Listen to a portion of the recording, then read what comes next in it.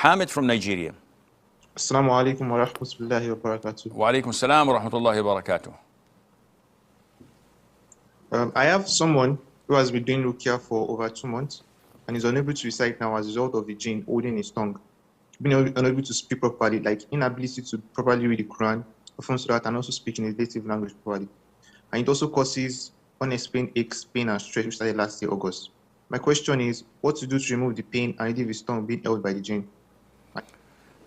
When there are cases of jinn possession, there is no solution in my knowledge, or to my knowledge, other than Ruqya. And if the Ruqya is not working, most likely the person who's doing it is not doing it correctly. Because Ruqya is reciting particular verses of the Quran with strong conviction that this is a means of healing. Al-Fatiha, Ayatul Kursi, the last 2 verses of Surah Al-Baqarah, the last 3 surahs of the Quran, قُلْ هُوَ اللَّهُ أَحَدٌ, قُلْ أَعُوذُ بِرَبِّ الْفَلَقِ, قُلْ أَعُوذُ بِرَبِّ النَّاسِ, and reciting it multiple times. Some may add few verses of Surah Al-Jinn, some may add few verses from Surah Yunus or Surah Al-A'raf if there is black magic involved. Nevertheless, these are all beneficial because it's from the Quran.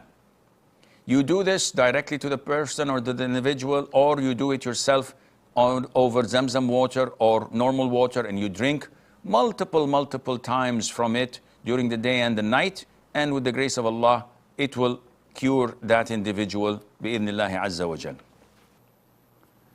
Imad from Sweden. Assalamu alaikum, Sheikh. Wa alaikum assalam wa rahmatullah.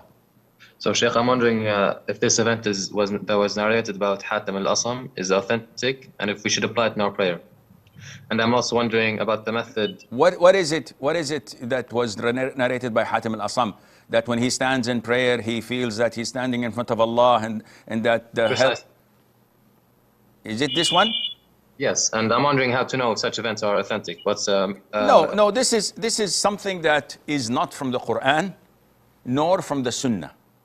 So it is not something that we're encouraged to follow. Nevertheless, each one of us may have his own experience that would increase his khushu' in salat.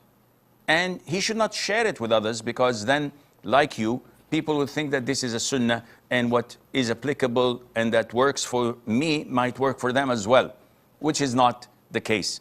So these stories are narrated so that it would give us a glimpse of how the Salaf used to react when they pray and stand in front of Allah Azza wa Jal, like what was narrated by Zayn al-Abidin, Al-Hussein ibn Ali ibn Abi Talib, when he said, when he was trying to make wudu and he was shivering and his color changed, it became yellow.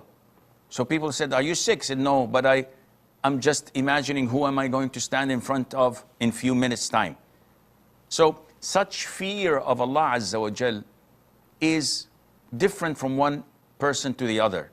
And what works with someone may not work with the other.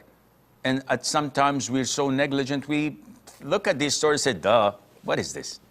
This is a fairy tale. This is something from a science fiction novel. This is not possible. What is not possible is our negligence and ignorance, because we see such high levels of people to be like superheroes, and it's not natural, it's not logical, because we're so far away from the truth and from the way of the Salaf.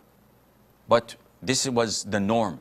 When we hear stories about Umar crying all night long, when we hear stories about Abu Bakr, may Allah be pleased with them, it was unable to finish reciting the Quran because of his crying. Yet they are real men. They were gallant and brave warriors, but they were like monks at night time. This combination of fearing Allah, excelling in doing good deeds, and being the perfect people possible is something that is far out of our reach. So we think, and this is why instead of wanting to be like them, we start to say that this is not possible, this is not true. It is true. But as I said, it's not everyone cup of tea. What fits him may not fit me, and what fits me may not fit you.